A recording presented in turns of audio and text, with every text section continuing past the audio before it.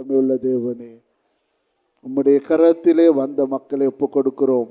சகலரையும் ஆசீர்வதித்து நடத்துங்க, ஆசீர்வதி பொறுப்படுங்க. ஆண்டவரை பலப்படுத்துங்க. சோர்ந்து போயிருக்கிற உள்ளங்கள் பலப்படட்டும். ஆண்டவரை கவலையோடு வந்திருக்கிற மக்கள் பலனடையட்டும். ஆண்டவரை நம்பிக்கை உண்டாகட்டும், விசுவாசத்திலே பலப்படட்டும். ஒவ்வொரு குடும்பங்களும் ஆசீர்வதிக்கப்படட்டும். இயேசுவின் அற்புதமான நாமத்தில் பிதாவே, ஆமென். வந்திருக்கிற உங்களை ஆசீர்வதிக்கிறேன். மிகவும் உற்சாகத்தோடு தேவ சமூகத்திலே தேவனை ஆராதனை செய்ய கடந்து வந்தீங்க. கர்த்தர் அதை காண்கிறார். ஆமென் சொல்லுவோமா? ஒரு பிள்ளையும் வெறுமனையாய் அனுப்புகிறது தேவனுடைய சித்தம் அல்ல. இன்றைய நாளுக்குரிய ஆசீர்வாதத்தோடு நீங்கள் போவீங்க. இன்றைய நாளுக்குரிய சந்தோஷத்தோடு நீங்கள் போவீங்க. இந்த நாளிலே அவர் உங்களை வெறுமனையாய் அனுப்ப மாட்டார். அவர் உங்களை நிச்சயமாக அவருடைய கனிகளால், அவருடைய ஆசீர்வாதங்களால் உங்களை நிரப்புவார். ஆமென் சொல்லுவோமா? அல்லேலூயா. முக்கியமாக இந்த நாட்களிலே சத்தியத்தை பிடித்து கொள்ளுவோம். சத்தியமே கடைசி பரியங்கம் நம்மளுக்கு நிலையானது என்பதை நாங்கள் அறிகிறோம்.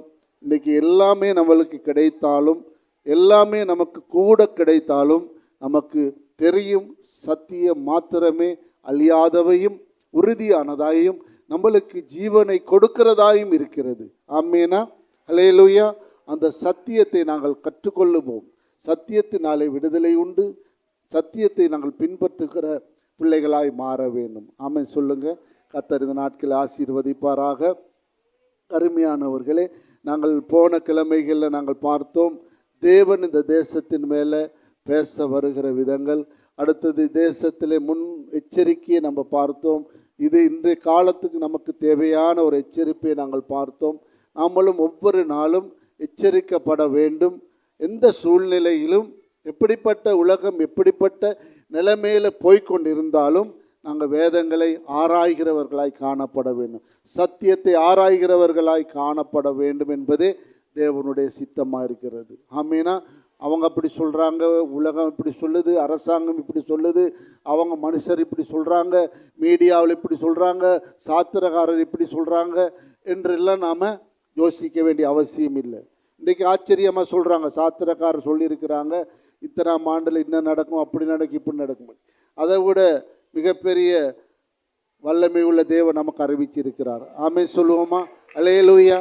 அவங்க புதுசாக சொல்ல வேண்டிய அவசியமே இல்லை. எல்லாமே நமக்கு அறிவிக்கப்பட்டாச்சு. எல்லாமே நமக்கு எழுதப்பட்டு தேவன் நம்முடைய கரத்தில் கொடுத்துருக்கிறார். நாம் அதை கவனிக்க வேண்டும். ஒவ்வொரு சூழ்நிலையிலும் நம்ம வேதத்தை கவனிக்க வேண்டும். இது எந்த காலத்தில் நடந்து கொண்டிருக்கிறது, இது எப்படி நடந்து கொண்டிருக்கிறது, சொல்லப்பட்ட காரியங்கள் நடந்து கொண்டிருக்கிறது. அப்படியானால் கர்த்தர் இதை கர்த்தருடைய காலமாயிருக்கிறது என்று நாம் உணர்ந்து கொள்ள வேண்டும். ஆமேனா? அல்லேலூயா.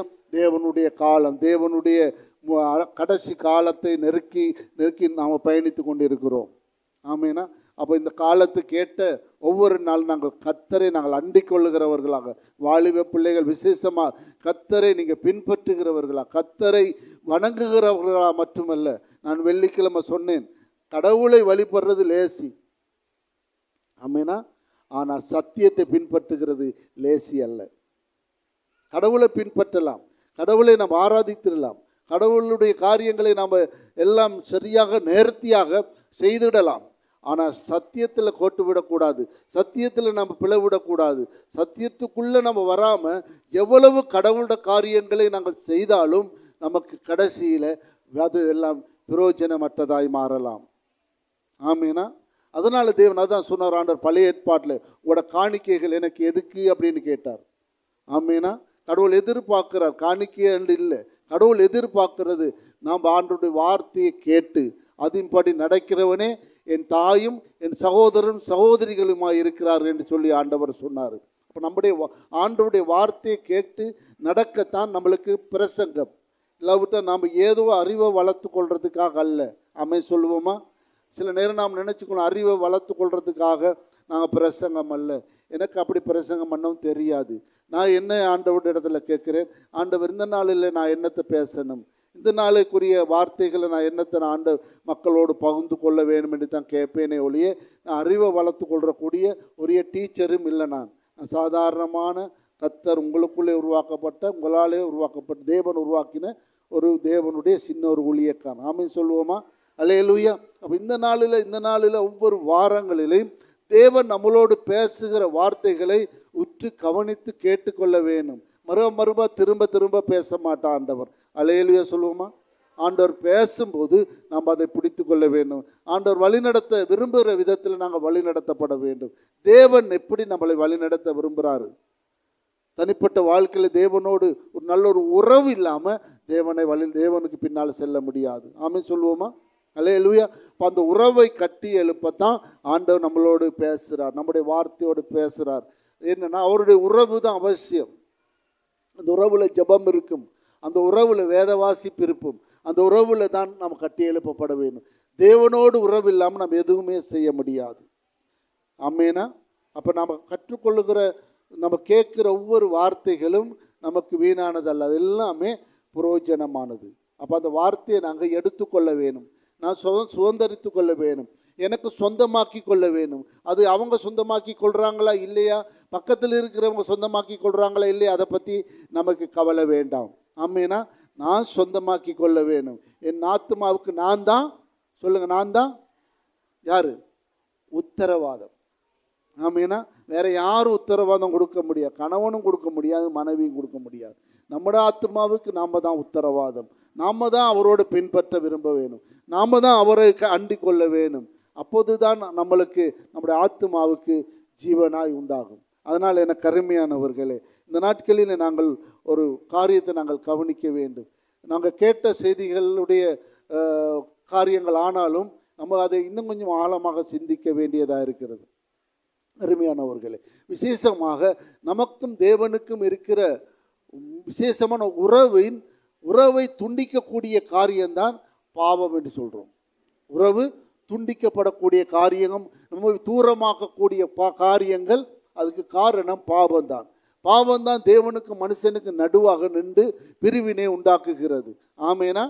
அல்லேலூயா. அப்போ அதனால் நம்ம புரிந்து கொள்ள வேணும், பாவத்தை நாங்கள் அறிந்து கொள்ள வேண்டும். பாவத்தில் இருந்து விடுதலையாக்குறதுக்கு உரிய வழியை தேவன் நம்ம கொடுத்துருக்கிறார். இப்போ பாவம் என்று சொல்லும்போது நாம் நினைக்கக்கூடாது எந்த பாவத்தை பற்றி பேசுறதுன்னு சொல்லி. இன்றைக்கு நாங்கள் வித்தியாசமாக நம்ம சத்தியத்தை நாங்கள் ஆராய்வோம். அல்லேலூயா. நம்ம எல்லாரும் ரட்சிக்கப்பட்டு இருக்கிறோம், எல்லோரும் பாவத்தை அறிக்கை செய்து ரட்சிக்கப்புக்குள்ளே வந்திருக்கிறோம். எல்லாரும் ஆண்டவராக இயேசு கிறிஸ்துவை ஏற்றுக்கொண்டு வந்திருக்கிறோம். ஆனால் இங்கே நம்ம சொல்லப்படுகிற பாவம் என்பதை நாங்கள் சொட்டு கவனிக்க வேண்டும். ஆமேனா? இதுதான் நான் ஆரம்பத்திலே சொன்னது போல, தேவனை பின்பற்றுகிறது லேசி, ஆனால் சத்தியத்தை பின்பற்றுகிறது லேசி அல்ல, அது கஷ்டம். அந்த காரியத்தை நாங்கள் நல்லா கவனிக்க வேண்டும். சத்தியத்தை பின்பற்றுகிற காரியத்தை குறித்து பெரியவங்க சிறியவங்க குழந்தைகள் ஆனாலும் எல்லோருமே கவனிக்க வேண்டும். இப்போ குழந்தைகள் தான் நாளைக்கு நீங்கள் வாலிபர்களாக மாறுவீங்க. நீங்கள் இன்றைக்கு கேட்குற சத்தியம் தான் நாளைக்கு உங்களுக்கு ஜீவனாய் மாறும். நீங்கள் குழந்தைகள் அல்ல, உங்களுக்கு எல்லாமே தெரியும். அதனால் நீங்கள் ஏசப்பாவை பிடிச்சு கொள்ள வேணும். அநேகருடைய வாழ்க்கையிலே 10 வயசு 8 வயசு 12 வயசுல எல்லாம் ஊழியம் செய்கிற பிள்ளைகளாக இருக்கிறாங்க, ஜெபிக்கிற பிள்ளைகளாக மாறி இருக்கிறாங்க, நல்ல சத்தியத்தை பேசுகிற பிள்ளைகளாக மாறி இருக்கிறாங்க.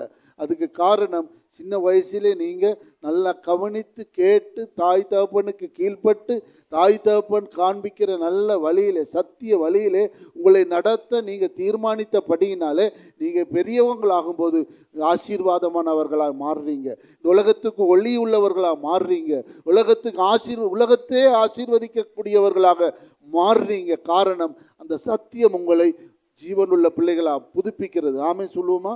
அல்லேலூயா. சத்தியம் சாதாரணமானதல்ல. நான் வார்த்தைக்கு முன்பதாக ஒரு வசனத்தை நான் உங்களுக்கு காண்பித்து கொடுக்க விரும்புகிறேன். யோவான் சுவிசேஷத்தில் 8வது அதிகாரம் 12வது வசனத்தை நீங்கள் வாசித்து பாருங்க. அங்கே ஒரு அருமையான ஒரு வார்த்தை, தேவனுடைய சத்தியம் நம்மளை என்ன விதத்தில் நடத்துகிறது என்பதை பார்க்க முடியும். பிள்ளைகள் குறித்து கொள்ளுங்க. யோவான் சுவிசேஷம் 8வது அதிகாரம் 12வது வசனத்தை நாங்கள் வாசிக்கலாம். ஜனங்களை நோக்கி நல்ல கவனிங்க, நல்ல வார்த்தைகளை தியானிக்கும் போது கவனம் அவசியம். ஆண்டவர் சொல்றார், நான் உலகத்துக்கு ஒளியாயிருக்கிறேன். நல்ல கவனி. என்னை பின்பற்றுகிறவர்கள் இருளே இருளே நடவாமல் ஜீவ ஒளியை அடைந்திருப்பான் என்றார். ஜீவ ஒளியை கண்டடைவான். ஆமென் சொல்லுவோமா? நல்ல கவனிச்சிங்களா இந்த வசனத்தை? பாருங்க, வாசிக்கிறவைகளை கவனிக்கிறது மிக அவசியம். ஆண்டவர் சொல்றாரு, நான் உலகத்துக்கு ஒளியா இருக்கிறேன். அப்ப என்ன எப்படி சொல்லி இருக்கணும்? நான் உலகத்துக்கு ஒளியா இருக்கிறேன், என்னை பின்பற்றுகிற நீங்கள் வெளிச்சத்தில் நடப்பீங்கள் என்று தானே சொல்லி இருக்கணும். ஆனா அப்படி வரலையே. என்ன சொல்றாரு ஆண்டவர்? அப்படி வரல. நான் உலகத்துக்கு ஒளியா இருக்கிறேன், என்னை பின்பற்றுகிற நீங்க வெளிச்சத்திலே நடப்பீங்க அப்படின்னு தான் சொல்லணும். ஆனா ஆண்டவர் என்ன சொல்றாரு? நீங்கள் நல்ல அந்த வசனத்தை வாசி. நீங்கள் ஜீவ ஒளியை அடைந்திருப்பீர்கள். ஹல்லேலூயா. நீங்க வெளிச்சத்திலே நடப்பீங்கன்னு சொல்ல வரல, நீங்க பெற்றுக்கொள்வீங்க. அதான் நான் பிள்ளைகிட்ட சொல்லிட்டு இருக்கிறேன். நீங்க பெற்றுக்கொள்வீங்க, நீங்க ஜீவ ஒளியை பெற்றுக்கொள்வீங்க. எப்படி அந்த வார்த்தைன்னு சொல்லி இவ்வளவு மகத்துவமான ஆண்டவர் என்ன எப்படி அந்த வார்த்தையை பிள்ளைகளுக்கு ஆசீர்வாதமாக கொடுக்கிறார். நான் ஒளியா இருக்கிறேன், நீங்க என்ன பின்பற்றினா உங்களுக்கு நீங்க வெளிச்சத்தில் நடக்கிறது அது வேற, ஆனா நீங்க ஜீவ ஒளியை பெற்றுக்கொள்வீங்க. இவ்வளவு பெரிய ஆசீர்வாதம். அல்லேலூயா. இந்த ஆசீர்வாதம் தான் ஆசீர்வாதமே ஒழிய இந்த உலகத்தில் இருக்கிற எல்லாமே இன்றைக்கு இருந்து நாளே போகக்கூடியது. ஆனால் இதுகள் தான், இவை தான், வார்த்தை தான் ஆசீர்வாதமானது. நம்ம ஜீவ ஒளியை பெற்றுக்கொள்ள வேண்டும். அல்லேலூயா. இன்றைக்கு எல்லோரும், இன்றைக்கு நீங்கள் எல்லோருமே இன்றைக்கு ஆண்டவரை ஆராதித்த காரணம் அந்த ஜீவ ஒளியை பெற்றுக்கொண்டதினால. கைகளை தட்டி தேவனை மகிமைப்படுத்துங்க. ஹல்லேலூயா. நானும் இன்றைக்கு இந்த இடத்துல இருந்து தேவனை பிரசங்கிக்கிறதும் ஒரு ஊழியக்காரனா நிற்கிறதும் சும்மா அல்ல, அந்த ஜீவ ஒளியை பெற்றதினாலே. வெளிச்சத்திலே நடக்கிறது வேற, ஜீவ ஒளியை பெற்றுக்கொள்றது வேற. ஆமீனா? ஜீவ ஒளியை பெற்றுக்கொள்ளாம அவரை பின்பற்ற முடியாது. வெளிச்சத்திலே நாங்கள் நடக்கிறது வேற, அது தனியா நாங்கள் எங்களோட வாழ்க்கையில நடக்கிறோம் கர்த்தருக்கு பிரியமா. ஆனா ஜீவ ஒளியை பெற்றுக்கொள்றது வேற. அதே போலதான் இந்த நாளில் என்ன கருமையானவர்களே, நாங்கள் பார்க்க போகிறோம் தேவனுடைய வார்த்தையில மத்தேயு சுவிசேஷத்திலிருந்து தான் பிரசங்கமே ஆரம்பிக்க போகுது. மத்தேயு சுவிசேஷம் 12வது அதிகாரத்தை நாங்கள் திருப்பிக் கொள்வோம். நாங்கள் வாசிக்கலாம்.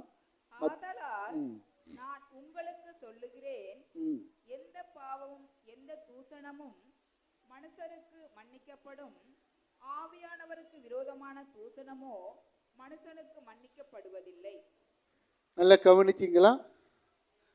பாருங்க, எனக்கு அருமையான தேவனுடைய பிள்ளைகளே, இங்க ஆண்டவராகிய இயேசு கிறிஸ்து இந்த சத்தியத்தை நமக்கு கொடுக்கிறார்.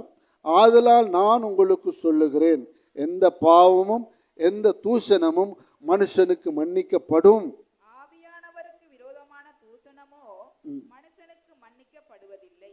கவனிச்சிங்களா இந்த காரியங்களை? ஆமேனா? இங்க 2 விதமான ஒரு பாவத்தை நாங்கள் இங்க கண்காணிக்கிறோம்.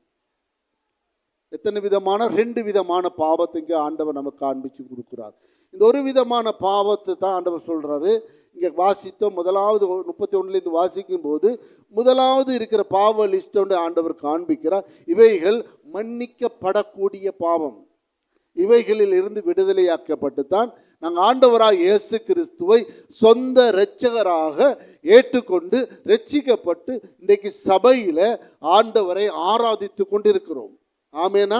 இவைகளிலிருந்து ஏராளமான மக்கள் விடுதலையாக்கப்பட்டபடிதான். குடியிலிருந்து விடுதலை, மிக மிக இச்சையிலிருந்து விடுதலை, பலவிதமான பாவத்திலிருந்து பிடிபட்டு இருந்த மக்களாகத்தான் இன்றைக்கு நாம் அவர் அதை விட்டு விலகி வந்து இன்றைக்கு தேவ சமூகத்தில் தேவனை ஆராதித்து கொண்டிருக்கிறோம். இன்றைக்கு இருக்கிற உலகத்தில் இருக்கிற சகல திருச்சபைகளும் இவைகளிலிருந்து ஏராளமானவங்க இப்படிப்பட்ட பாவங்களில் இருந்து விடுதலையாக்கப்பட்டு தேவனை ஆராதித்து கொண்டு இருக்கிறாங்க, ரட்சிக்கப்பட்டு இருக்கிறாங்க, தேவனுடைய பிள்ளைகளாக இன்றைக்கு இருக்கிறார்கள். ஆனால் அதே நேரத்தில் ஆண்டவர் இன்னும் ஒரு காரியத்தை ஞாபகப்படுத்துகிறாரு. நீ இவைகளிலிருந்து விடுதலை பெற்றாலும் இப்படிப்பட்ட பாவங்களில், குடிவெறியிலிருந்தே இன்றைக்கு நான் குடிக்கிறது இல்லை, ஒரு விபச்சார பாவத்திலிருந்து அதிலிருந்து இன்றைக்கு விடுதலையாக்கப்பட்டேன், இப்படி இப்படி இப்படி இப்படி இப்படி பாவத்தில் இருந்தேன், நான் விடுதலையாக்கப்பட்டேன். ஆனாலும் ஆண்டவர் சொல்றாரு, இன்னும் ஒன்று இருக்கு. ஆமேனா. இன்னும் ஒரு காரியங்கள் இருக்கு, இன்னும் ஒரு விஷயம் இருக்கு. அவைகளிலும் இருந்து நீங்க விடுதலையாக்கப்படும். அதுதான் மன்னிக்கப்படாத அந்த ஆவியானவருக்கு விரோதமான பாவம். ஆமேனா. இவைகளை நாங்கள் புரிந்து கொள்ள வேண்டும். என்னது ஆவியானவருக்கு விரோதமான பாவம்? நமக்கு விரோதமான பாவத்திலிருந்து விடுதலையாக்கப்பட்டோமா? ஆமென் சொல்லுவோமா? அதுதான் மேலே சொல்லப்பட்டுகிறது. என்ன சொல்லப்பட்டிருக்கிறது? நமக்கு, நம்முடைய சரீரத்துக்கு விரோதமாக, நம்முடைய ஆத்மாவுக்கு விரோதமாக, நம்முடைய வாழ்க்கையிலே இன்றைக்கு அந்த காரியங்களுக்கு விரோதமாக சொல்லப்படுது. அவைகளுக்கு நாங்கள் விடுதலையாக்கப்படுறது தான். ஆதலால் நான் உங்களுக்கு சொல்லுகிறேன், எந்த பாவமும், மனுஷனால் செய்யப்படுகிற எந்த பாவமும் மன்னிக்கப்படும். இயேசுவிடத்துல போய், ஆண்டவரே என்னை மன்னிங்க, நான் பாவி என்று உணர்ந்து கொள்ளும் போது, பாவத்தை அறிக்கை செய்யும் போது மன்னிப்பை கொடுக்கிறார். ஆமென் சொல்லுவோமா? ஆண்டவர் சொன்னார், பாவத்தை அறிக்கை செய்கிறவன், அதை விட்டு விடுகிறவன் இரக்கம் பெறுவான். அதுக்கு கிடைக்கும் மன்னிப்பு, அதுக்கு மன்னிப்பு நிச்சயமா உண்டு. அதை தேவன் மன்னிக்கிறார். ஆண்டவர் சொல்ல, நான் மன்னிக்க ரெடியா இருக்கிறேன். நீ எந்த பாவத்தை விட ரெடியா இருந்தா நான் உன்னை மன்னிக்க ரெடியா இருக்கிறேன், ஆயத்தமா இருக்கிறேன். உன்னால முடியாததை, உன்னால முடியாத காரியங்களை என்னால செய்து கொள்ள முடியும். ஆண்டவர் சொன்னாரு, மனுஷனால கூடாதது தேவனால் கூடும். உங்களால முடியாதுன்னு நீங்க இருக்கிறீங்களா? நீங்க சொல்றீங்க, ஆண்டவரே நான் விரும்புகிறேன் இந்த பாவத்திலிருந்து விடுதலையாக, நான் ஆசைப்படுகிறேன் இந்த பாவத்திலிருந்து விடுதலையாக, ஆனாலும் என்னால முடியல. 2 நாள் 3 நாளைக்கு அதை நான் அடக்கி கொள்ளுகிறேன், ஆனாலும் கட்டுப்பாட்டுக்குள்ள கொண்டு வருகிறேன். ஆனாலும் அது திரும்ப திரும்ப திரும்ப எனக்குள்ளே வருகிறது. என் சிந்தனை எனக்குள்ளே வருகிறது, என் நினைவுகளிலே பாவங்கள் வருகிறது, என் எண்ணங்களிலே பாவங்கள் வருகிறது. நான் நினைக்கிறேன் அவைகளிலிருந்து விடுதலை ஆக வேண்டும் என்று துக்கப்படுகிறேன், கவலைப்படுகிறேன். ஆனாலும் என்னால முடியல, என்னால முடியல. அப்ப அவர் ஆண்டவர் சொல்லால், என்னால முடியும். ஆமென் சொல்லுங்க. ஆண்டவர் சொல்லார், அவைகளை என்னால முடியும். என்னிடத்துல கொண்டு வாங்க. கர்த்தரிடத்துல கொண்டு வரும்போது கர்த்தர் அதை விடுதலையாக்குகிறவராக. ஹல்லேலூயா. ஏன்னா நாம் எல்லோருமே பாவத்தில் பிடிபட்ட மக்கள், பாவத்திலே பழக்கப்பட்ட மக்கள், பாவத்துக்கு அடிமையாக்கப்பட்ட மக்கள், பிசாசுடைய கட்டுப்பாட்டுக்குள்ளே வாழ்ந்து கொண்டிருந்த மக்கள்.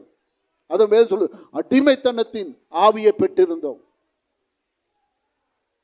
ஆனா இப்ப ஆண்டவர் அப்பா பிதாவே என்று கூப்பிடுகிற புத்திர சுவிகாரத்தின் ஆவியை நமக்கு கொடுத்திருக்கிறார். அருமையான தேவனுடைய பிள்ளைகள், அது அவைகளிலிருந்து தேவன் நம்மளை விடுதலையாக்குறார். அந்த பாவ கட்டுகள் இன்றைக்கும் முடியாது என்று சொல்லுகிற எந்த சகோதரனாலும் சகோதரி ஆனாலும் நீங்க ஆண்டவரிடத்துல கொடுங்க. தேவனிடத்தில் ஒப்படைக்கும் போது தேவன் அவைகளுக்கு விடுதலை கொடுத்து அவைகளிலிருந்து நம்மளை விடுதலையாக்க வல்லமை உள்ளவராக இருக்கிறார். அதெல்லாம் எனக்கு அருமையானவர்களே, ஆண்டவர் என்ன சொல்ல வர்றாரு? அவைகளை மன்னிக்கிறார். அவைகளிலிருந்து விடுதலையாக முடியும். ஆனா ஆண்டவர், நல்ல கவனிங்க எனக்கு அருமையான தேவனுடைய பிள்ளைகளே, ஆனா ஆண்டவர் சொல்றாரு, பரிசுத்த ஆவியானவருக்கு விரோதமான பாவம் ஒன்று உண்டு. பரிசுத்த ஆவியானவருக்கு விரோதமான பாவம் ஒன்று உண்டு. அந்த பாவத்திலே மன்னிக்கப்பட, ஆண்டவர் சொல்றாரு, அது மன்னிக்கப்படாது அப்படி என்று. அப்ப நாம சத்தியத்துக்குள்ளாக நாம் ஆராயும் போது அது என்ன பரிசுத்த ஆவியானவருக்கு விரோதமான பாவம் என்று சொல்லி, சில நேரங்களில் நாம் ஆண்டவராய் இயேசு கிறிஸ்துவை ஏற்கனவே நான் சொன்னது போல பாவ மன்னிப்பை பெற்று நாம் ரட்சிப்புக்குள்ளே வந்திருக்கிறோம். நாங்கள் ஆண்டவர் இயேசுவை ஆராதித்து கொண்டிருக்கிறோம். ஆனா இந்த பரிசுத்த ஆவியானவருக்கு விரோதமான பாவம் என்று வேதம் சொல்லுகிறது தானே, அவைகளிலே நாங்கள் சில நேரங்களில் தூரமாக்கப்பட்டவங்களாக இருக்கலாம். ஆனா நாங்கள் நம்முடைய வாழ்க்கையில் இந்த பழக்கங்கள் விட்டு, நான் நினைக்கிறேன், ஆண்டவரை நான் விட்டுட்டேன் தானே, நான் பாவத்தை விட்டுட்டேன் தானே, அந்த பாவத்தை விட்டுட்டேன் தானே, இந்த பாவத்தை விட்டுட்டேன் தானே, இந்த வருகிற பாவங்களை நான் எதிர்த்து நிற்கிறேன் தானே என்று சொல்லி நம்ம சொல்லலாம்.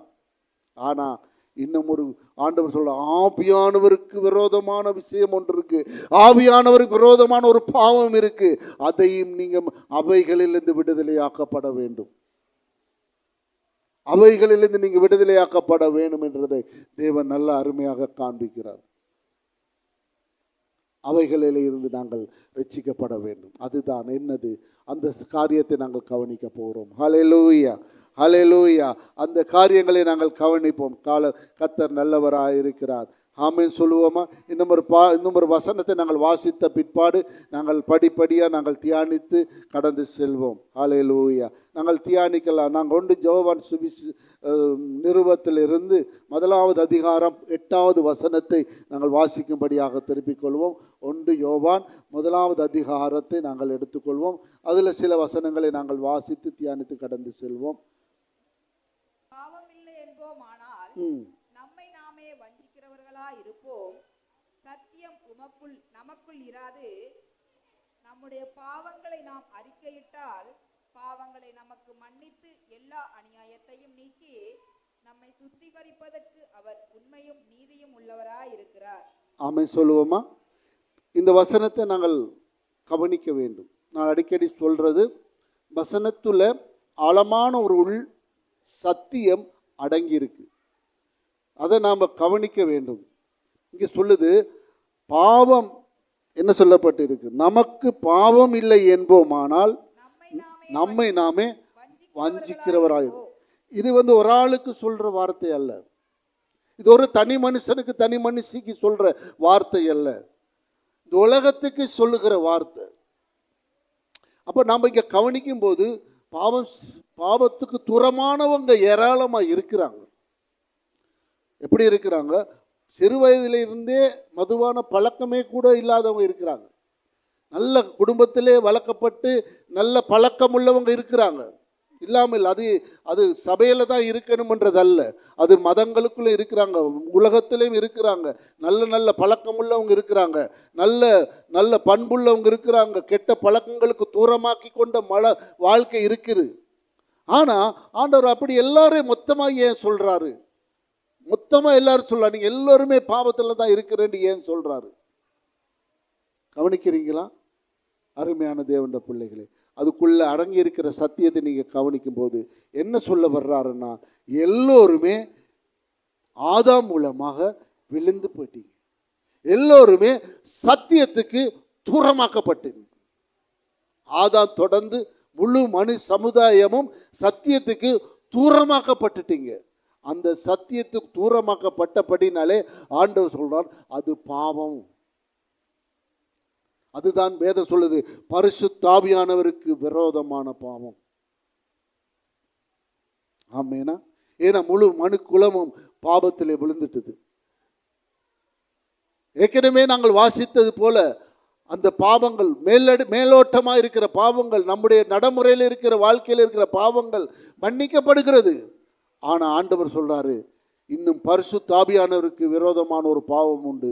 அந்த பாவம் தான் இங்கே காண்பிக்கப்படுகிறது. என்ன? சத்தியம். ஆமேனா? சத்தியத்தை அறிய வேண்டிய அறிவு. அதான் வேதம் சொல்லுது.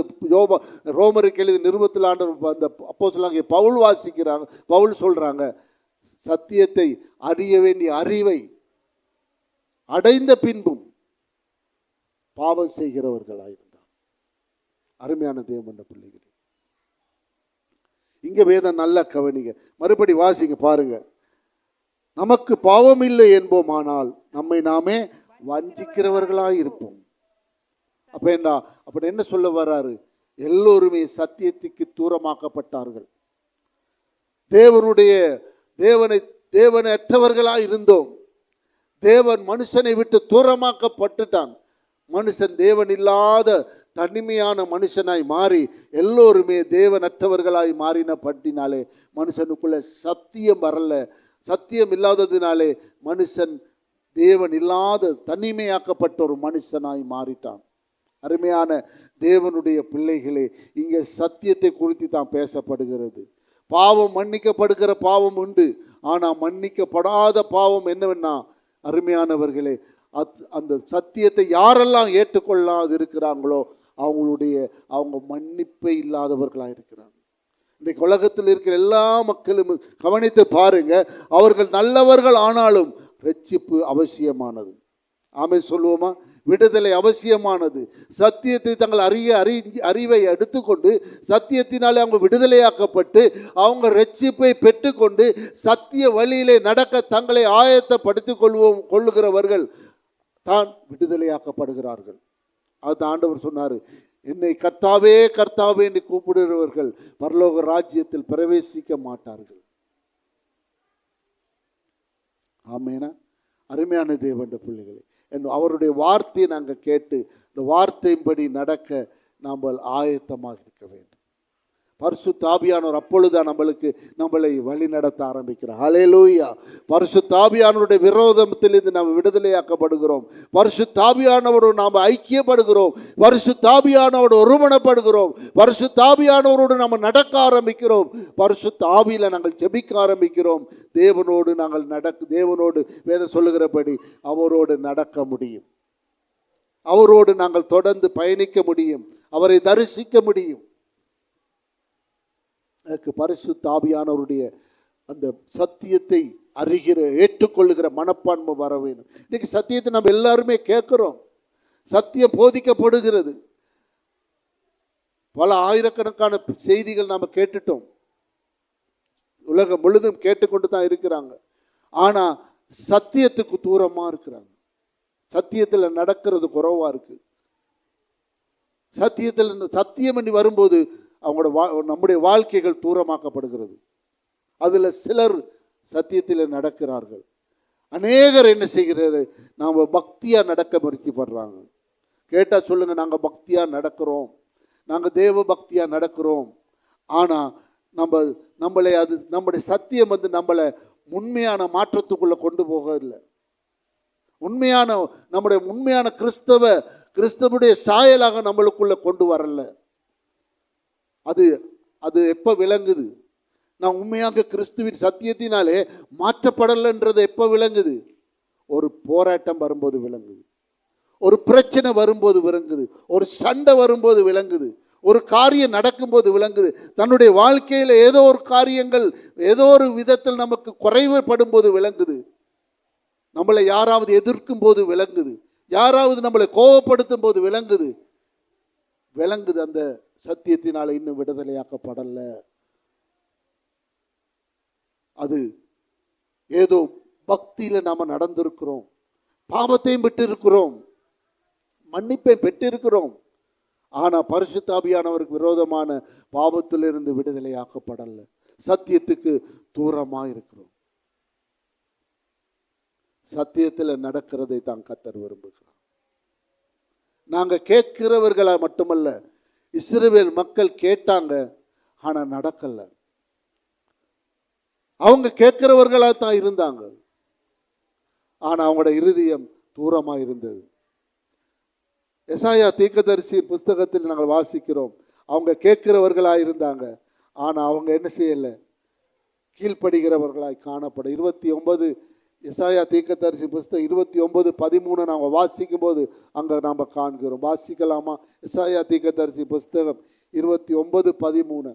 என்னிடத்தில் சேர்ந்து தங்கள் உதடுகளினால் என்னை கனம் பண்ணுகிறார்கள், அவர்கள் இருதயமோ எனக்கு தூரமாய் விலகி இருக்கிறது. இருதயமோ எனக்கு தூரமாய் விலகி இருக்கிறது. அவர்கள் எனக்கு பயப்படும் பயம் மனுஷராலே போதிக்கப்பட்ட கற்பனையாய் இருக்கிறது. பாருங்க எப்படி இருக்குது. அவர்கள் பயப்படுகிற பயம் எப்படி இருக்கு? மனுஷனாலே போதிக்கப்பட்ட கற்பனையா இருக்கிறது. சாதாரணமான தீர்க்கதரிசிகள் தேவனுடைய வாயினால் உரைக்கப்படுகிறது. தேவனே சொல்றார். ஒரு தீர்க்கதரிசி பேசுறாருன்னா அது தேவனே தான் சொல்றாரு. ஏன்னா அவர் உள்ளத்தை அறிகிறவராய் இருக்கிறார்.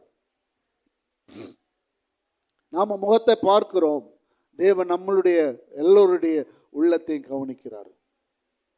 தூரமா இருக்கிறோம், நாம் எல்லாம் செய்கிறோம், ஆனா சத்தியத்தினாலே விடுதலையாக்கப்பட வேண்டும். அல்லேலூயா சொல்லுவோமா? எல்லா மனுஷனும் ரட்சிக்கப்படவும் சத்தியத்தை அறிகிற அறிவை அடையவும் தேவன் சித்தமுள்ளவராயிருக்கிறார். 2 தீமோத்தேயு 2:4 சொல்லுது. அப்ப நாம் எல்லா மனுஷனும் ஆண்டவரை ஆராதிக்கணும், எல்லா மனுஷனும் தேவனை பின்பற்றணும் என்று மட்டுமல்ல, எல்லா மனுஷனும் தேவனை வழிபடணும் என்று மட்டுமல்ல, சத்தியத்தை அறிகிற அறிவு. அநேக நேரங்களில் நமக்கு மறந்து போகிறது. நம்ம பிரசங்க கேட்கிறோம், வீட்டை போக்குள்ள மறந்து போகும். பிரசங்க கேட்கிறோம், ஆனா நாளைக்கு கேட்டா யோசிக்கிறோம், மறந்துட்டுது. ஏன் அப்படி மறக்கிறது? நம்ம வாஞ்சியோடு கேட்கணும். ஆமேனா? நல்ல நமக்கு சார்வா வருகிற ஏராளமான விஷயங்கள் இன்னும் நம்ம மறக்கல. ஆனா இது ஒரு பிரசங்கம் மாதிரி கேட்கிறோம். ஒவ்வொரு ஞாயிற்றுக்கிழமையும் ஆராதனை இருக்கும், ஜெபம் இருக்கும், பிரசங்கம் இருக்கும். அது எல்லா கோயிலையும் இருக்கும், அங்க எல்லா இடத்துலையும் இருக்கும். அப்படி மாதிரி பழகிட்டோம். தேவன் நம்மளோடு இடைப்படும் போது நாம மறந்துடக்கூடாது. அதில் தலைப்பை மறந்துடக்கூடாது. மன்னிக்கப்படாத பாவங்கள் அப்படி மனசில் அப்படியோ நம்முடைய இருதயத்தில் ஆழமாய் பதித்து கொள்ளும் போது அதுக்கு அடுத்தடுத்த காரியங்கள் லேசா நம்மளுக்கு ஞாபகம் வரும். நம்மளை மறக்கடிக்க பண்ணுகிறது தான் அவனுடைய விளையாட்டு. அவனுடைய விளையாட்டு அது. நீ மறந்துடு, இவையெல்லாம் பேசப்படுகிறது தானே. ஆனா தேவனுடைய வார்த்தையை மறக்காம நம்முடைய உள்ளத்தில் உள்வாங்கி நம்முடைய இருதயத்துக்குள்ளே கொண்டு வந்து அதை நம்ம பத்திரப்படுத்தும் போது அது வளர ஆரம்பிக்கிறது. சொல்லுங்க, ஆமே சொல்லுங்க. அது ஜீவனாய் வளர ஆரம்பிக்கிறது. அது நம்மளை உயிர்ப்பிக்கிறது மட்டுமல்ல, அதுதான் நம்மளுக்குள்ள இருந்து கனி கொடுக்கவும் ஆரம்பிக்கும். இல்லாவிட்டால் நம்ம கனி கொடுக்கவும் முடியாது. ஏன்னா நமக்குள்ள அந்த வார்த்தை தங்குதில்லை. வார்த்தை தங்காத காரணம் என்ன? நம்ம வாஞ்சியோடு கேட்கறது. யார்ட்டையாவது கேட்டு பாருங்க, நேற்று நடந்த இல்லாட்டி முந்த நாள் நடந்த அதுக்கு முந்த நாள் நடந்த அந்த டிவியில் போகிற அந்த கதையில் என்ன நடந்தண்டி பட்டப்பட்டப்படின்னு சொல்லுவாங்க. டக்குன்னு சொல்லுவாங்க. சின்ன பிள்ளைகள் சொல்லுவாங்க, அம்மா அப்படி இல்லைம்மா இப்படி. அதை அவங்க நல்லா இன்னும் விளக்கிச்சு காட்டுவாங்க. அப்படி இல்லைம்மா நடந்து, அவங்க அப்படி இல்லைம்மா பேசினாங்க, இப்படி இல்லாமல் பேசினாங்கன்னு அவங்க இன்னும் விளக்கம் கொடுப்பாங்க. அதுக்கு அவ்வளோ உன்னிப்பாய் அவங்களோட பாட புஸ்தகத்தை கூட கவனிக்க இருக்க மாட்டாங்க. அந்த அளவுக்கு என்ன செய்கிறேன்னா, நம்முடைய கண்களை அடுத்த பக்கம் திருப்ப மாட்டாங்க, கண்கள் சிமிட்ட மாட்டாங்க. அவ்வளோக்கு வாஞ்சியோடு அவ்வளோ ஊக்கத்தோடு அதை பார்க்குறபடினாலே அது கண் வழியாக வந்து நம்முடைய மனசு வழியாக வந்து நம்முடைய மூளையில் அது அப்படியோ பதிந்து இருக்கிறது. அப்போ அதே போல தான் ஆண்டவருடைய செய்தியை நாங்கள் கேட்கும்போது இது கடவுளோட வார்த்தை. இது ஏதோ ஒரு போதகர் எடுத்து பேசினாலும் அது தேவ வார்த்தையாக இருக்கிறது. அந்த தேவ வார்த்தையில் அவர் என்ன சொல்ல வர்றார் என்பதை நாம் கண்காணிக்க வேண்டும். அவர் என்ன சொல்ல வர்றாரு? மனுஷகுமாரனுக்கு விரோதமாய் பேசுகிறவைகளை ஆண்டவரே நான் மன்னிங்கப்பான்னு சொல்லி மனம் திரும்ப ரெடியா இருக்கிற மனுஷனை அவர் மன்னிக்கிறதான் இந்த உலகத்துக்கு வந்தார். ஆமேனா? பாவிகளை, வேதம் சொல்லுது, பாவிகளை ரட்சிக்கவே தேவனுடைய குமாரன் வெளிப்பட்டார். அப்ப அவைகளை அவர் செய்கிறாரு. ஆனா அவர் சொல்றார், நீ அது போதாது, பரிசுத்தாவிக்கு விரோதமா இருக்கிற சத்தியத்துக்கு தூரமா இருக்கிறது தான் பரிசுத்தாவியாருக்கு விரோதமான காரியங்கள். சத்தியத்தை கேட்டும் கேட்காத போல இருக்கிறது. இஸ்ரவேல் ஜனங்கள் அனிதினமும் என்ன சொன்னாங்க? ஆண்டவரே நாங்கள் உமக்கு கீழ்ப்படுகிறோம், நீங்க சொல்றதெல்லாம் நாங்கள் செய்கிறோம். ஆனா அடுத்தபடி பார்க்கும்போது அவங்களுடைய வாழ்க்கையில மாற்றம் இல்லை, எந்த மாற்றமும் இல்லை. ஆண்டவர் சொன்னார், நீங்க வாயினால மட்டும்தான் சொல்லிட்டு இருக்கிறீங்க, வாயினால மட்டும்தான் பேசிட்டு இருக்கிறீங்க, ஆனா இருதயம் தூரமாவே இருக்குது, எனக்கு தூரமாவே இருக்குது. அருமையான தேவனுடைய பிள்ளைகளே, ஆண்டவரை சமீபமாய் வைத்துக் கொள்வோம். ஆமென் சொல்லுவோமா? ஆண்டவரோடு நல்ல உறவை கட்டி எழுப்புங்க. நான் போற வீட்டு கூட்டங்களுக்கெல்லாம் நான் என்ன சொல்றது? நான் சொல்றது வேற ஒன்றும் இல்லை. எங்களை எந்த நாளைக்கு எதிர்பார்க்காதீங்க, டெய்லி ஒரு ஊழியக்காரன் வருவான்னு எதிர்பார்க்காதீங்க. நீங்க உங்களோட தேவனோடு நீங்க உறவை கட்டி எழுப்புங்க. அந்த தேவனை நான் உங்களுக்கு அறிமுகப்படுத்துறோம். நீங்க அவரோடு ஜெபத்திலே வேத சத்தியத்திலே நீங்கள் அவரோடு என்ன செய்யுங்க? உறவை கட்டி எழுப்புங்க. அப்ப என்றென்றைக்கும் அவர் உங்களை என்ன செய்வார்? நடத்துவார். டெய்லி ஊழியக்காரிகள் வரணும் என்று எதிர்பார்க்காதீங்க. எந்த நாளைக்கு